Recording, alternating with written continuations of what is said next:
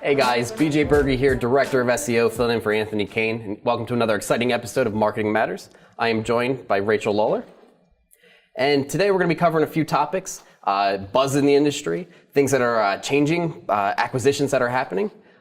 With that being said, I want to let Anthony get his 5 seconds of spotlight because, you know, at the end of the day, this is his show and Lance's show. I'm just here as the happy face.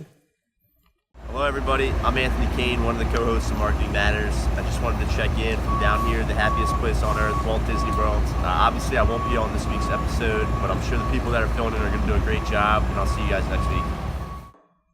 So Anthony's actually in Disney World. I miss him. I'm so jealous. Happiest place on earth, and I'm not there. Second happiest place versus right here at oneseo.com. Just kidding. But Anthony will be back next week as we transition into our newer show. So getting started, I want to talk about home service ads, Google Home Service Ads. So this is something that was piloted for a good duration, a couple of years. We had it over in San Francisco, San Diego, recently came to Philadelphia. And as of now, it's starting to stem up and get tested in other markets and becoming available. So home service ads are ads that are available for specific verticals, mostly home services, right? So you have your locksmiths, plumbers, HVAC, things of that nature. And they're really popping up before even the ads show for pay-per-click advertising. So as you can see in this this picture here, there's 50 plus plumbers serving the Philadelphia area. But the ads actually appear with the reviews, see if they're Google guaranteed, and it gives you their contact information as well. Welcome. Lance? I am sorry, guys. I apologize, everybody. I just wanted to interrupt Rachel and make her feel awkward. No, that's what we do here. Never. Never a dull moment of Marketing Matters. So with that, we just kicked everything off with the importance of Google Home Services ads. Lance, I know you spoke about some of the stuff at the Nextstar the previous weeks. You want to chime in here? Yeah, I mean, I think, Google Home Services ads are getting bigger and bigger in the community. They're still in beta, but Google, everything's in beta right until they yank it off the shelf. Yep. So, started out in San Francisco. Philadelphia opened it second. We were a big part of that pilot. Now we probably have 100 plus agencies in the program. Mm-hmm. It's now just spreading like wildfire, right? It's in about 30 cities now. It's going to be in about 100 by the end of this year. The thing that I find interesting is that they're actually going to other verticals now more and more because they're seeing this. So for people out there, if you are in the service-based business, locksmiths, obviously, are in their garage doors, HVAC, it's going to come to fence companies, the landscape companies, to all these things. You really want to be at the forefront of this and working with the agency to make sure you get in this program, get through the background checks, because it really is a nice way to have a set cost per lead that you're getting. And everyone that's in the program does talk nice about it. Yeah, it definitely gives you more exposure. You cover more real estate on that search engine result page. And we don't see it going anywhere anytime soon because, Google's out to make money, and here's another way they can put you in front of the people searching for you. And I do believe the price of those leads are going to go up drastically. They are telling people right now, I was speaking out in South Carolina and Austin, they were like, well, Google's telling us it's locked in. Well, yeah, in this program, but what's to say they're not going to change the name of the program? Mm-hmm. Tweak it a little bit, change the name of the program. They're not going to bastardize their own and PPC, right? I tell someone says, hey, listen, why do we go from, let's say, 900 million in Google AdWords on mobile down to 700 million? Oh, well, we got this really kick-ass program called Google Home Services Ads, but yeah, it cost us 200 million. What? No. Wipe that away, increase it. Yep. You're going to shareholders, so. Yeah, and if you think about the timeline here, a couple years back, they got rid of all the side advertisements on the search engine result page, right? Mm-hmm. So now Google is slowly introducing new ways to get advertisement back in there. They're going to benefit from this, and they're going to charge an arm and a leg if it comes to that. Absolutely. Cool. So moving right along, I want to talk about Google My Business and the need for reviews, the need to get engagements there. Rachel, you specialize in this stuff. Google My Business has to be complete, but if you set it and forget it, it's not going to go to work for you, right? People can leave reviews, people can leave negative reviews. So people can ask questions on this. Correct. Yeah, I think it's the first step is really important to have your entirety of your Google My Business optimized. If you leave your hours off or your phone number off, or even if you're not updating your Google posts, then your knowledge panel, I think, looks subpar, and then that I think lessens the credibility of your company. So first off, always optimize your Google My Business. And I would go in every few weeks, every month, just to make sure, your holiday hours are updated, things like that, because ultimately that's what the searchers are looking for, is a phone number, hours, location, things like that. Yeah, I mean, and just to piggyback off that, the biggest, this is your new website almost, right? Because the knowledge graph is coming back more, the panel, even in discovery queries where it's not branded queries where people aren't looking for you, it's coming back over on the right-hand side for a query. So knowing that, you want to have the most reviews you can have on that. You want to have the most information you have on that. Because Google's really trying to get people not to go to your website anymore. They're trying, because people don't realize once you navigate to someone's website, you don't know where they're going from there.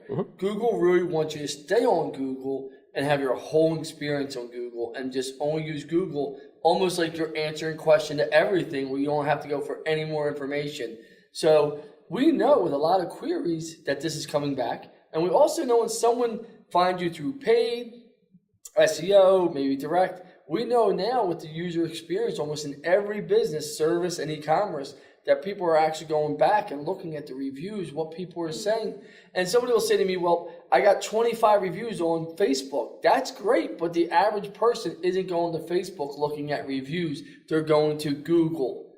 And so you have to have that. And the last thing I would leave it at is I would make sure you're looking at your insights, because you can actually download this back 18 months, right? So Mike Blumenthal from Get 5-Star Rating actually was talking to him. He actually showed us how that, which I thought was pretty insightful because we weren't really sure. We thought it went back 90 days. So we were always screenshotting that. And you want to see, is it getting better? What's coming from images? What's coming from discovery? What's coming from brand? How are people finding it? And are people calling it, getting directions? So it gives you a lot of information that if your website traffic might be going down a little bit, well, okay, what's my Google My Business page doing? If it's skyrocketing, well, there's some of your answers also. Absolutely. And think about it, guys. If you need an answer to something, you go looking for it. 9 times out of 10, it's on mobile nowadays, right? So if you're getting that answer, there's no reason to go through that site. So just like Lance is saying, just because traffic is down doesn't mean things aren't working for you. And to Rachel's point is why it should be filled in completely. And I spoke earlier, hey, you get feedback on here. Whether good or bad reviews, you should be replying to all of them. Engaging back with that customer, showing that you're the authority and taking ownership, whether right or wrong. It's so important here. We actually had an attorney, a law firm out on the main line, and they're a great law firm. They've been around for 40 years. Husband and wife partner. There's about 10 lawyers in there, and they were very educated, good people, nice culture, almost similar to ours, right? Very nice people, not your typical lawyers. So, make a long story short, though, somebody actually asked a question on their GMB, and they didn't respond, but a Googler that had a rating of 125 answers actually answered the question for them to their own law firm. I'm like, that's insane. And when it was positive, but I said, well, what if it was negative? And Google, if you go into your Google My Business and even into your insights, it tells you what reviews you have answered and what reviews you haven't answered. So it's easy to keep track of, all the reviews and whether they're positive or negative. That's one of the biggest things I think that Lance preaches is always, always, always respond to every single review. If it's positive, hey, thank you. We're glad you're happy. But if it's negative, show you care. Ask them why, tell them to reach out, just so it looks like you do care about your clientele and that which you should care. Absolutely. Exactly. Not looks like that, you do care. But Google My Business, their insights, as Lance was saying, they tell you where your calls are coming from, where if they found you on maps, if they looked for you on maps, and they really tell you negative, positive reviews and if you haven't answered. That was one of the biggest tools that I used when I was helping the social team with their reviews. And last little pro tip for you guys, there are end users on Google that Google actually incentivizes them to go leave reviews. They become a Google verified reviewer, for lack of a better phrase. These guys carry a lot of weight. The reviews tend not to get pushed around at all. They stay up higher. So if one of these guys is giving you a subpar review or even a glowing review, it's in your best interest to reply to those. And they actually earn points, so you understand. Not Google says, hey, it's your best interest. It's like a game to these people. I've sat with some of these Googlers. They're fun. Anyway. It's like everybody's a food critic on Yelp, right? Yeah, but it's amazing. But they'll literally say, look how many points I got, and they compete with other people. And every stage of points you get more and more things. And Google actually sends them gifts and gives them Gives them credits. trips and stuff, too. So I mean, Google's really trying to get that review presence there, and I think it's probably one of the biggest takeaways whenever I speak is that people don't pay attention to this part of it, and I just don't understand why. So important. It is. All right. Google My Business, make sure you're filling out complete and make sure you're staying on top of it. So moving right along. Vero. If you haven't heard of Vero, Vero is the new Instagram challenger, right? Why is it so important? Why is it getting so much buzz right now in the news? It's Instagram without ads, right? So all the end users are like, wow, I don't want ads. I'm going to go with this. I could compare that to people saying, I don't want ads. I'll go use DuckDuckGo instead of Google. It's a bit of a double-edged sword here because without ads, how are they going to prosper? I mean, me personally, Sarah Day sent me it, which I appreciate Sarah. So I always try to source who gives me some good information because you can't get it all yourself. I mean, I looked at it. I think I'm going to go like this. Yeah, it's getting very, very, very negative reviews across the board.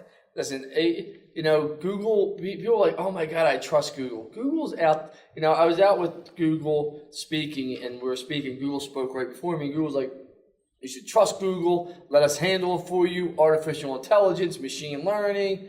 And I stood right after Google. I was like, that's bullshit. I'm like, if you trust anyone just to run your money to what they think and not to what you think, God bless you. And they were like, whoa. I'm like, come on, man. Like, yeah, I see what you're trying to do, but here, they got to make money to employ people. Yes. And people will be like, oh, well, it's a nonprofit, let's just say. Well, every nonprofit needs to bring in money to pay their employees, to pay that office rent. Like, nothing's for free. So have some common sense. I don't think it takes off. I think to get people to change their social platforms are very hard to do. Absolutely. And to Rachel's point, her and I were talking earlier, Instagram started the same way before Facebook acquired them. No ads, no nothing, right? It was just great to use. That's great, but that's the success story already. So now these guys are coming in and bringing a knife to a gunfight. How do you expect to win? Unless the other thing is if another social platform like Snapchat, because we know that's slowly dwindling, buys it or, acquires it, and then they have their spin of the Instagram. And that may be the hope here and now for them, but it's short-lived. But why would you, so you got Facebook, you got Instagram, which are the two big dogs, right? Mm-hmm. They're really the only ones growing. LinkedIn's growing also for B2B world. In its own right, yep. But in its own right, but I don't really I consider a different type of end user. Twitter and Snap are suffering. Where do you bring, you got to bring something new to the table except for not ads, because let's be realistic. I just sat with a woman this morning that was my age, and she knew what personalization was. She understood why she was seeing her ads, and she wanted them. Not everyone's against it because more and more people are becoming accepting of, hey, here's my data, here's my information. It's personalized. I'm going to get the right end user experience. I might get things I might not have gotten without ads. Yep. And people, I think, but how do they make money without it? How does Vero make a nickel without ads? There's only two ways to make money on the internet, right? Well, three ways, right? You're a service-based business, you get leads, okay? Mm-hmm. But if I have an actual platform, I either have to sell advertising or sell something to you to make money. Correct. VCs and private equity firms are not just going to keep handing you money saying, you got great traffic, you got great traffic, you got great traffic. I need to make money. I want a return on my investment. No, and if the tactic here by Vero is to get a whole bunch of users and then turn around and start advertising, the tactic's already been done. I think it's just a lost cause at this point.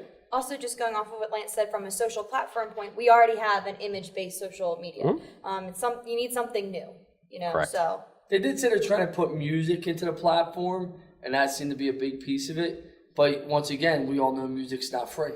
No, and you have things like Spotify going public soon and stuff like that, and MySpace had to reinvent itself. And even SoundCloud. Yeah, so there's so many contenders that there's really nothing new here. So that's 3 no's across the board. Don't waste your time with it. It'd be interesting to see if this actually comes up in the news again. Just want to make you guys aware. So speaking of trust, we have Amazon acquiring Ring, which is a smart doorbell that connects to whatever unit may be, Google Home, Amazon Echo, and it shows you video of who's at the door. If you're asking me, I'm just saying they spent $1 billion on this, and Amazon knows they want to get more integrated with your home. Absolutely. And they're trying to find other ways and unique ways to get in there. Well, it's a really no-brainer for, first of all, my neighbor has Ring, right? So it was funny. I was with a gentleman, Rob, from a media appliance in Freehold, New Jersey yesterday. And he's like, oh, you got to get these Nest Cameras, right? And he's showing them to me. And I know what I spent on my cameras. And my blood pressure's boiling. This guy's installed his own Nest cameras, and they're on his app. And, you know, I'm sitting there, and he's talking back and forth. You can hear his office staff was actually talking about it. It was kind of funny, right? He was like, you know what I mean? And we're sitting there laughing, right? But nothing negative, but we're laughing, right? But that's one technology to get into your home, right, at a low cost. So, right, here, Ring, everyone's they were the first one kind of to market with it with, hey, listen, install it. It's an app-based situation. It's a low entry point. I think you can get it for $159, $200, if not less. So Amazon already knows you already have Amazon in some cities where you give them the key to your house. They come in, they give you the camera inside, they drop the box off. This is just another way of them saying, here, we bought it. Instead of going to recreate the technology, instead of recreate the database. Yeah, they're successful. We have it. I'm going to buy it. I'm going to now implement it to everyone. And now you trust me because I'm now your doorbell. You have the video camera with me. I'm now the camera inside that's going to go to that. It goes right to your app. Well, I mean, it's a no-brainer for them. They're growing so fast. I did see Amazon paid less federal taxes than any other company in the country last year, which is a total disgrace, because I'm going to talk to my accounting firm about that for sure. Yeah, and everybody's up in arms because they're like, wow, they spent $1 billion on this right here, right now. And if you compare that to something, I think Star Wars franchise was bought by Disney for $6 billion. Yeah, I thought it was, maybe 4 or 6. 4. But and then even beyond that, close to like something like 8 or 9 billion was Candy Crush. Just the game was bought for that much back in the day. When you think that $1 billion is a lot of money to Amazon, A, it's not, and B, they will make that return on investment and take the technology and expand so much further with it and gain so much more profit in the grand scheme of things. It's a no-brainer. And not even that. If you look at the $1 billion investment, they probably said, okay, we'll give you $500 million down in cash or $400 million down in cash. They leveraged the bank money to put it down or their own cash, and they were going to pay you out over 10 years. Yeah. So by the time, and then plus they're keeping that whole staff, right? Talent acquisition. We talk about that. Acquiring for that talent acquisition. The people with this technology are pretty bright people, right? Now they're going to take it into other parts. You know, maybe Ring becomes into part of your car. You know, the movable cars that Amazon does. You know, they have drones already. You just don't know where this stuff is going to go. But we know they're trying to have the trust of, we're going to be different than the mailman. We're actually going to be coming to your home and in your home. Yep. In your home. They want access. And Amazon recently tried to get into their own security camera thing, right? It works for the leaving the package and everything. But the system itself is actually not doing so hot. Amazon is fully aware because even though they come in at a lower price point, you have to pay a subscription to it, and it's higher than everybody else. Another company that came up that is in talks with Amazon now is called Wise. Wise makes a $20 security camera that does 1080p, and it's Wi-Fi connected, right? So the technology is getting so much cheaper. You just expect Amazon to buy more and more of these companies and to really invest in your home, so it makes it so easy for you to go buy from them in the first place. You know, you talk about technology coming down so much cheaper, and people don't realize where it's going is with things like this. And what makes sense is I looked at getting a smart house done to my house about 3 years ago, and the guy quoted me $150,000, right? And I was like, you know what? I was like, it's just, I'm not, as you know, I'm a technical moron with a lot of things. So I wouldn't say that, but go ahead. I'm not very good. I'm like CEO of a tech company. I wouldn't say that. Yeah. Well, I'm great at digital marketing and IT stuff, but I don't really play with a lot of widgets and gadgets. I just don't have time, so it's not my bailiwick, right? So when I turn the TV on, I just want to go on. I don't want 20 devices to get to the TV on. So make a long story short, I brought the same company out literally a month ago. I said, here's the proposal you gave me. I know a lot of things changed. What would it cost me now? $41,000. It's getting crazy. Because they were just switching out pieces, changing things. So just think about that. But really the same exact whole system. Yep. Just with the same type of technology. Probably even some things were better for 1/3 the price. So they said, you ready to move forward? I was like, no, I'm going to wait another 3 years. So it's down to $10,000. You know what I mean? It all goes back to, I feel like, the ongoing marketing matters conversation of AI and how it blows my mind every single time. Like, have you guys ever seen that movie Smart House? Yes. Yeah, that's what I think of. I think of the woman coming up on the screen, like breakfast popping out of your sink. It's a couple of years out. We're not far away. It's coming, though. I mean, it's artificial intelligence just blows my mind. CES this past year in January was voice-activated microwaves, voice-activated refrigerators, everything's Toasters, Yep. everything. You know, it's just dishwashers. I mean, it's there. I tell people the technology exists. It's just a barrier of entry of people willing to drink it, pay for it, and use it. And is it scalable? Yep. And if you ask me, whether hit or miss, Amazon's being very smart about it right now. Absolutely. Well, I think Amazon, Google, Apple, Verizon, I thought was going to try and make a bigger play. They kind of fell off after the Yahoo acquisition. You know, I thought they were going to start acquiring more, but Google, Amazon, Facebook, like those big four, they're trying to acquire and do everything they can to really set themselves apart and really say it's all about data, advertising, personalization, and making it easy to get our people in front of the customer, the consumer. And they're doing a very nice job of positioning themselves. Yeah, absolutely. All right. Speaking of Google, Google Flutter. It is a new cross-platform app development that Google's kind of initiating.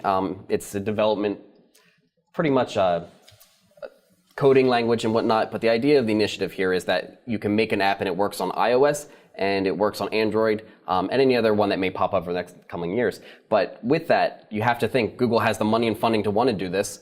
But we have to think about what does Google have to gain by having cross-platform, but at the same time, will Apple drink from their Kool-Aid? Well, I did some research last night, and I looked at, after you sent it to me, because I didn't hear about this until you sent it to me. So I wanted to really educate myself. And it sounds like Apple can't even stop it. It sounds like they're almost taking it down to the pixel level of the phone. So it doesn't matter if Apple's in there or not. Well, the only thing Apple can control is Apple's very strict with what goes on their market and what doesn't. So you have to get through their hurdles. They're hurdles, but once it's on there, they're on. They're free to go. They're free to go. So, I mean, and that would be I don't know, I'm not a lawyer, but it almost, does that stop free market? Because now they did a workaround, right? Hey, listen, our operating systems are different. Everything's, well, now we're just going right down to the pixel level of the phone. The only thing you don't have to buy into anymore is an Apple development, which I think was $200, and Android's free. You know, so do I think it works? Yeah, well, clearly the technology works. I mean, right, they're beta testing it. It works. Do I think Apple stops it? I don't. Well, I don't think Apple stops it because I don't see how it benefits Apple. I think you show your true colors if you stop that, right? Yeah. Removing someone from the maps as your browser because they're not paying you the fee, it's one thing. I think this is a technology breakthrough that your consumer does want. And Apple's going to want more eyes and hands on them. Exactly. Yep. And the one thing I do have to say here is my gut tells me Google's going to find a way to monetize this and pay out Apple or pay out whoever they need to do it. But you develop something and, well, if you want it to have no ads, you're going to pay a premium for it, right? But the free version, which a lot of people buy into, no different than building your own Wix site or going to one-on-one and using something, it's going to be ads slapped on the bottom of it, and they're going to help extend their network. Yeah. I mean, listen, I thought it was interesting. I did read a lot of it. I was like, okay. It's still so new, and it seems like they're already preparing for other variations of it. So, but I don't think Apple stops it. That was my biggest thing. Well, how does it benefit Apple? And people would say, well, advertising dollars, but you almost are putting a gun to your competitor saying, we're just not even going to ever let you do anything. That goes vice versa. It doesn't help them because you want to have cross-pollination because your end user does use both devices. And yeah, let's think about Apple. So you have every Jack, Jill, Connor, whoever going out and buying Apple products. And as of lately, they haven't been that innovative, right? Not all. iPhone X come out, great piece of peripheral or whatever, but it didn't do too much different than other phones already out in the market. So if you take a scorecard of iPhone X against the Samsung that was probably 2 iterations ago, the Samsung still has quicker, faster, better internals. Technology. Yep. You know, so I mean, Apple, I'm an Apple guy. You know, so I'm just. There are a lot of people are. Yeah. I'm not changing, but if you said to me, "What's the better bang for your dollar?" I'm going Android all day long. Yeah. Google products. I think I just don't want to change and learn the new behavior of everything. To be honest. And most people don't. No, when you can have one unified experience. But the whole point of making is, I think Apple's days of locking you down and keeping you stuck to certain things, even the Apple Home, what do they call it? HomePod, I think it is, isn't doing too well because it's in the shadow of Siri and Google Now, and it's getting more than 80% of the answers either don't come up or are wrong. So Apple's very late to that game. So Apple has to start holding hands if they want to perform. Yeah, and sooner or later, you got to remember, my generation is probably the biggest Apple loyalists, if that makes sense. You know, we're not. I think people 35 to 50 are pretty. You know, we know that's the main demographic of Apple. Is this your way of segueing in out of the millennial thing again? No, but I think millennials. I think a millennial would easily say, "You know what? F this. I'm done with this bullshit iPhone." Because millennials are learning so many different pieces of technology. It's not only them to pick up a Droid and say, after a week, I know the Droid inside out. Why do I give a shit? Not when you got 3-year-olds who are using Android and iPhone better all than day long. Yep. And for me, if you gave me a Droid, you know, my buddy Dave DiPaolo actually said to me, "Remember when you had your Droid? I had it for 3 days, and I literally took the Droid and threw it in the trash. I went back to the iPhone because I was like, this, because it's a whole different system. It's a whole different experience, and you know, I think the younger generation and new people who we're marketing to, who has that buying process, isn't afraid to make a change very quickly. No. All right, Lance. Well, with that being said, you're speaking again for Nextstar next week, correct? Yeah, I'm in California next week at their super conference. I'm excited about it. We're in Huntington Beach, so I leave Thursday and come back Saturday. And I think there's about 150 companies out there, right, Rachel? Yep, 400 total people. So it's going to be all of Nextstar's members. So, yeah, I'm excited. A lot of good people out there. Very cool. We look And then just want to give a shout out to CJ and Britt, who are representing One SEO down in San Diego at the Social Media Marketing World. It's such a great conference, and I think that platform is so great. I know I learn a lot from there. So they have two of the best people representing One SEO on the front line. So I miss you guys. So that'll do it. On that note, that does it for Marketing Matters this week. I'm speaking on behalf of Anthony Kane and my two guests here, Rachel and Lance. We wish everyone the best, and we'll talk to you next week. See you, everybody.